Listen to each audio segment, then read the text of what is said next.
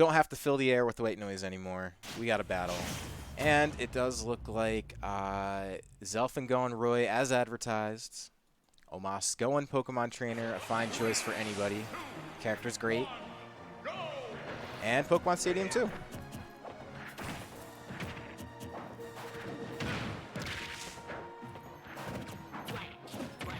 Alright, so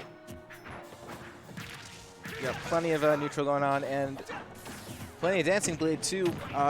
Squirtle is kind of a menace. Like to play against, to like kind of, especially like at early percent. It's what the character's made for. He's basically made to make you sweat at early percent and just like tack damage onto you. It's like what he's supposed to do. But then like yeah, when you hit mid percent, that's when Ivy comes in, and that's like how Pokemon Trainer works. But then you have like your solo main loyalists. Like you got to watch Beast last week essentially just use Charizard, for better for worse. Unless it was like recovery, then he kind of like used someone different. But for the most part, the way you're supposed to play this character, you got your Pokemon for different occasions. And it does look like oMaS has got off to a little bit of comfort to start. It looks like he is going to stick to Ivy, and no reason why not.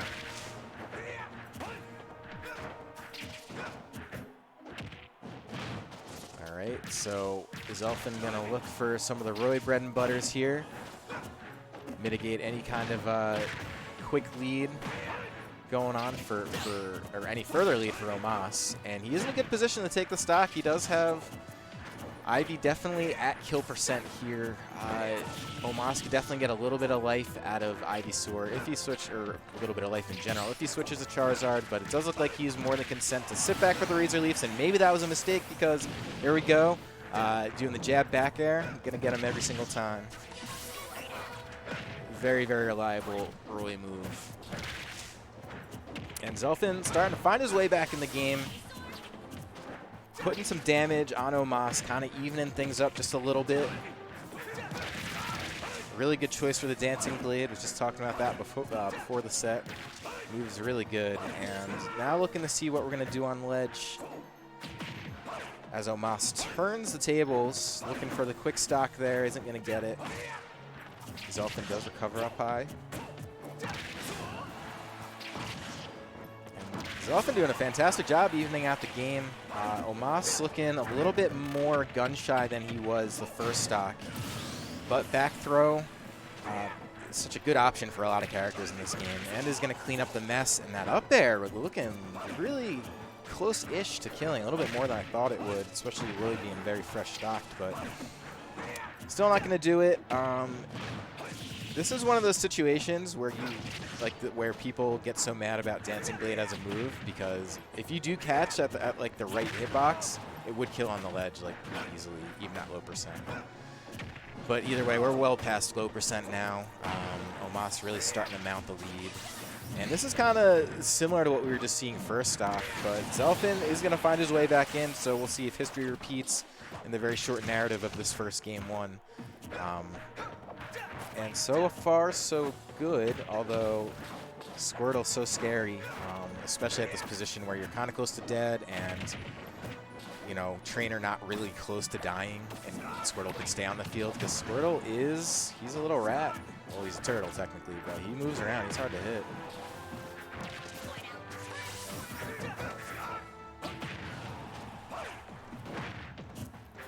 Zelphin hanging on here, seeing what he could find. And it looks like he's going to want to try to probably avoid jumping. oMaS has just F smash. Well played. Good read. And first game going to oMaS. Really not a bad job by Zelphin. And expressing the nerves what's the word I'm looking for? Preset. You know, ended up doing pretty well. Did go down a couple times, a little further than he wanted to, but that was kind of what happened. Other than that, kind of kept it even. Not really bad at all. But that is going to be game one, going to oMaS. No matter. And yeah, so you might be able to see from the chat. I'm assuming we might see a Terry counter pick here, because Zelphin expressing a little bit earlier that is his main. I'm saying this now because Yeah, it's definitely a character you don't practice. I just go with the main. But yeah, I was talking earlier. It does have the Terry on deck. Shout outs to Samp43 for the follow. Appreciate you, man. But does have him in the pockets. Zelphin, I'm going to need you to relax, man. I'm going to need you to relax. I'm going to need you to go play your game. I'm going to need you to go play your game, have a good time, use a Terry. The inputs might be tricky on Wi-Fi, but the character's busted otherwise, at least in my opinion. So, but we'll see what we actually get here. Who knows if we'll get the actual counter pick. Wi-Fi is such a different arena in terms of, basically in terms of what characters you might use. Like, we got to see a regular Lucina main last week in Steezy go Ganondorf. Just for Wi-Fi, has like that Wi-Fi Ganondorf, which if you're gonna have a Wi-Fi character, why not a character based on like heavy reads and stuff, and something where you just delete someone with like a couple moves, but otherwise like not that great. I don't know. I've seen more. What's more? I want to say the word commentary, but I'm not talking about commentary. But more comments on Twitter about how like Ganon is like bottom tier after seeing people say he's like not as bad as you think. And to me, I don't know where I land on that. I don't think he's bottom of the barrel, but I don't know. Yo. Oh, hello. What's up? Not too much, man. I was just running out of things to talk to myself about. How you doing? I'm good. Hanging out. Very nice. Yeah, so in case you haven't been watching, we had a Pokemon trainer versus a Roy. Roy currently in chat, feeling kind of nervous for a state, but hanging in there. Hey, man. It's all nothing but practice at this point. Well, that's what it is, man. You gotta like start somewhere, but it does look like Game 2 finally about to start here. And we'll see who changes to what. And all right, we are gonna see the Terry come out. That is basically what game 1. Roy said his main was before he even started. So we'll see if it's a better result. He is ready to fight though. Shout out to that. I'm a big fan of the Neo Geo hat, Terry. I don't know how you feel. Dude, he's great. He's classic. Neo Geo, man. Repping your roots. That's, like, I like that it's like an old school mentality in terms of like Neo Geo being old. And also he's got like faded jeans. Yeah. That's really cool. Like very vintage all around. Those look like the Levi's you buy from like Macy's back in like 1995. Did you have jeans that baggy? So the thing is like, I feel like they're definitely straight leg. They're not... I guess they're boot cut? I don't know, man.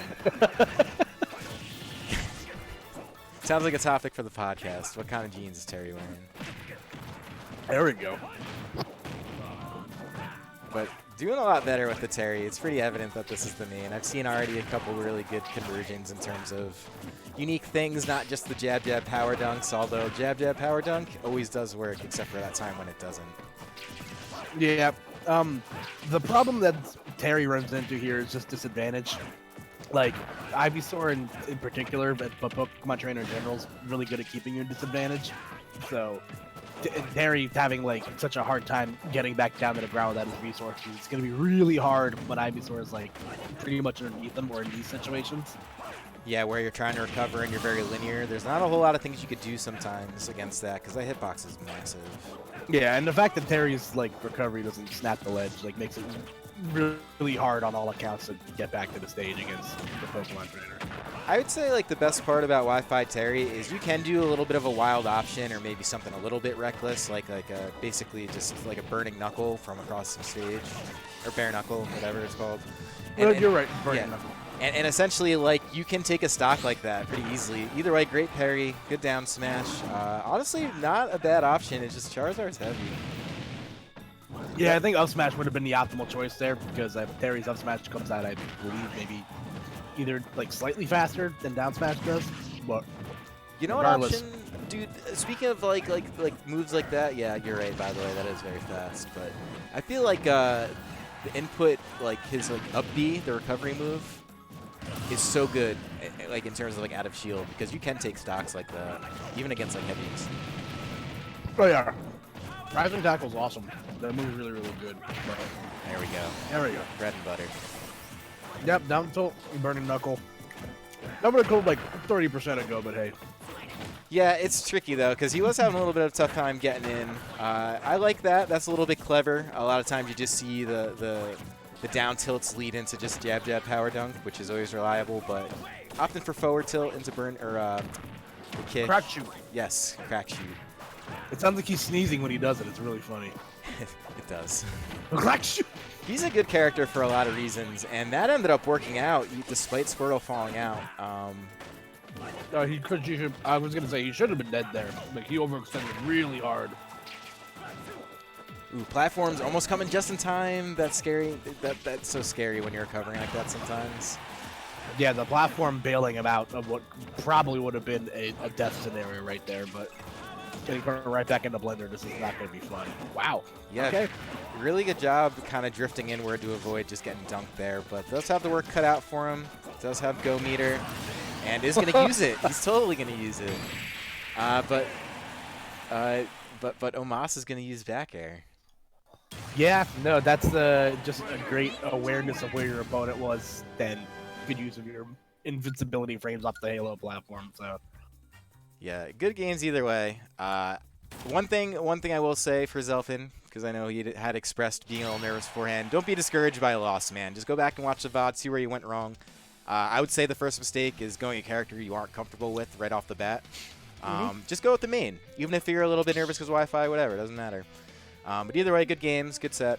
I don't know what we have next, but I know we have something next because that's how tournaments work.